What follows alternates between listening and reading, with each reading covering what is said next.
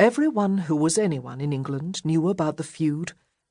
Baron Coswold of Axholme, one of King John's closest advisers, and Baron Percy of Werk, also called friend and confidant by the king, had spent the last 10 years trying to destroy each other.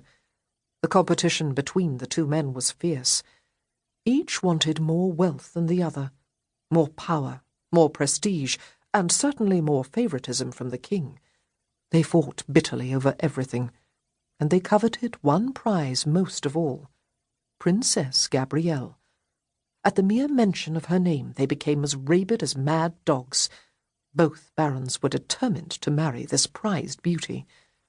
The king was amused by their fits of jealousy. At every opportunity he pitted one against the other. In his mind they were his pets, who would do any trick he requested just to please him. He knew about their obsession with Baron Geoffrey's daughter Gabrielle, but he had no intention of giving her to either. She was far too valuable. He preferred instead, whenever it suited his needs, to dangle the possibility that each man might still have a chance to win her hand in marriage. Everyone who was anyone in England knew who Gabrielle was. Her beauty was legendary. She had grown up in Wellingshire, not far from the king's palace.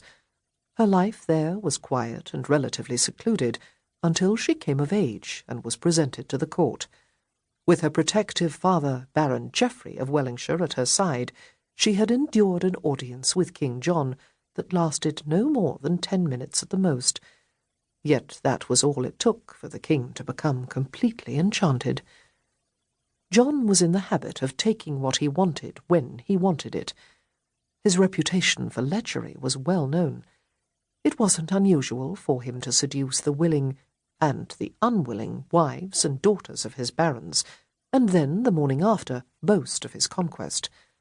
However, he didn't touch Gabrielle, for her father was one of the most powerful and influential barons in England. John had enough conflicts on his hands. He didn't need another.